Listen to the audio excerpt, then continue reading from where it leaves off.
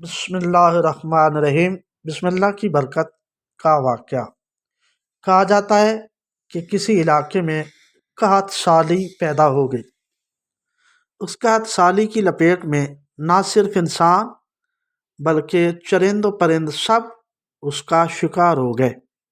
مویشی مالکان بے حد پریشان تھے۔ اسی دوران ایک مسجد کے مولوی نے جمعے کے خطبے میں نہایت یقین کے ساتھ یہ بات بتائی کہ اللہ کا نام لے کر یعنی بسم اللہ پڑھ کر دریا کو حکم دیا جائے تو وہ بھی نافرمانی نہیں کرتا۔ خطبہ سننے والوں میں ایک چرواہا بھی موجود تھا۔ مولوی کی یہ بات اس کے دل میں اتر گئی اور اس بات پر اس کا یقین کامل ہو گیا۔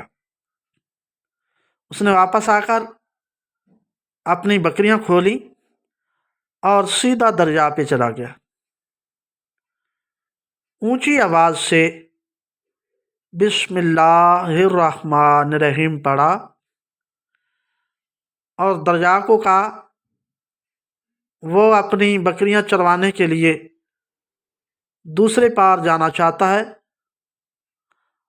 اور اسے کہا کہ مجھے اپنے اوپر سے گزرنے دے۔ یہ کہہ کر اس نے اپنی بکریوں کو لیا اور دریا پر چلتا ہوا دریا پار کر گیا۔ دریا کے دوسری طرف کا علاقہ گھاس سے بھرا پڑا ہوا تھا، درختوں کے پتے بھی سلامت تھے، کیونکہ کسی کو یہاں تک آنے کی رسائی نہیں تھی۔ اس نے خوب اچھی طرح اپنی بکریوں کو سیر کروایا اور واپس لوٹ آیا۔ پھر یہ اس کا معمول بن گیا کہ وہ بکریاں پار چھوڑ کر واپس آ جاتا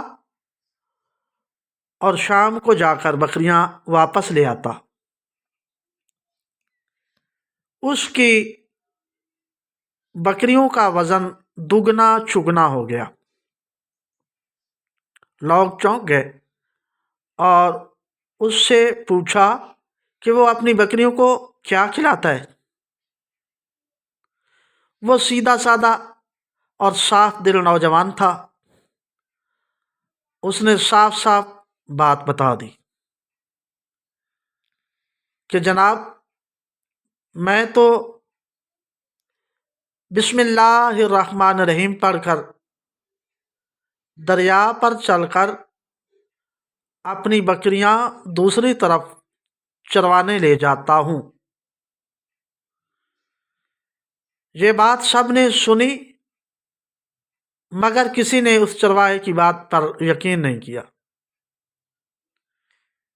کیونکہ یہ ناقابل یقین بات تھی۔ مگر بات ہوتے ہوتے مولوی صاحب کے پاس پہنچ گئی۔ مولوی صاحب نے اس چرواہے کو بلایا اور سارا ماجرا پوچھا۔ اس چرواہے نے مولوی صاحب کو ہی حوالہ بنا لیا کہ مولوی صاحب، میں تو آپ کا شکریہ ادا کرنے والا تھا۔ آپ نے جمعہ کے خطبے میں جو نسخہ بتایا تھا کہ بسم اللہ کہہ کر دریا کو بھی حکم دو تو وہ بھی انکار نہیں کرتا، تو میں تو بس آپ کے نسخے پر عمل کر رہا ہوں۔ مولوی صاحب حیرت سے اس کے چہرے کو دیکھتے رہے۔ مولوی صاحب نے کہا، بھائی صاحب، ایسی باتیں تو ہم جمعہ میں کرتے ہیں، فقط ان کا مقصد لوگوں کا ایمان بنانا ہوتا ہے۔ مگر بکریوں والا ڈٹا رہا کہ میں تو بس بسم اللہ کہہ کر پانی پہ چلتا ہوں اور بکریوں سمیت پانی پار چلا جاتا ہوں۔ آخرکار مولوی صاحب نے صبح خود یہ تجربہ کرنے کی ٹھان لی، جسے دیکھنے چرواہے سمیت پورا علاقہ بھی آ گیا۔ مجمع بہت زیادہ تھا۔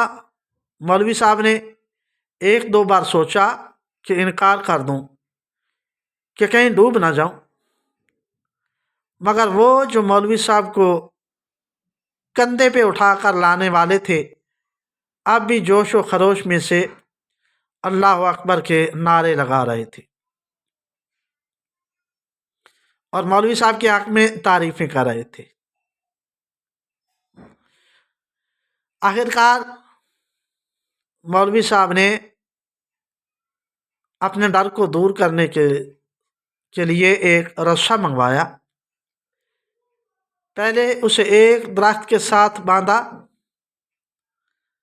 پھر اپنی کمر کے ساتھ باندھا،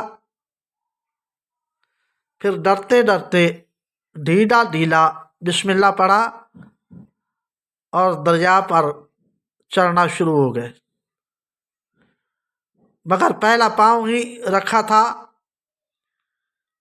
پانی میں گر گئے اور مولوی صاحب ڈبکیاں کھانے لگے۔ پانی کے بہاؤ میں بہنا شروع ہو گئے۔ لوگوں نے کھینچ کر باہر نکالا۔ مولوی صاحب کی اس حرکت نے چرواہے کو پریشان کر دیا کہ مولوی صاحب کی بسم اللہ کو یہ کیا ہو گیا ہے، کیونکہ اس کا یہ روز کا معمول تھا، لیکن اس کے اپنے یقین میں کوئی فرق نہ آیا۔ اس نے بسم اللہ کہہ کر بکریوں کو پانی کی طرف اشارہ کیا اور خود ان کے پیچھے چلتا ہوا پار چھوڑ کر بھی پھر واپس آ گیا۔ اب لوگ اسے ولی اللہ سمجھ رہے تھے اور اس کے حق میں نعرے لگا رہے تھے، مگر وہ سب سے بے نیاز سیدھا سادہ انسان تھا۔ وہ مولوی صاحب کے پاس پہنچا اور کہا کہ علامہ صاحب، میں آپ کی بسم اللہ کی تعریف سے کافی پریشان تھا، مگر پانی پر چلتے ہوئے مجھے آپ کی بسم اللہ کی بیماری کا پتہ چل گیا ہے۔ اس چرواہے نے درخت سے بندھی رسی کی طرف اشارہ کیا اور کہا، مولوی صاحب، یہ ہے آپ کی بسم اللہ کی بیماری، آپ کی بسم اللہ کی برکت کو یہ رسا کھا گیا ہے۔ آپ کو اللہ اور بسم اللہ سے زیادہ اس رسے پر بھروسہ تھا، لہذا اللہ نے بھی آپ کو رسی کے حوالے کر دیا۔ پھر کہنے لگا، مولوی صاحب، آپ بھی کمال کرتے ہو، میں نے آپ کے منہ سے سنا اور یقین کر لیا، اور میرے اللہ نے میرے یقین کی لاج رکھ لی، مگر آپ نے اللہ کا کلام سنا، یقین نہیں کیا، لہذا آپ کو اللہ نے رسوا کر دیا۔ محترم عزیز دوستو، یہی کچھ ہمارا حال ہے۔ ہماری نمازوں اور دعاؤں کا حال بھی یقین سے خالی ہے۔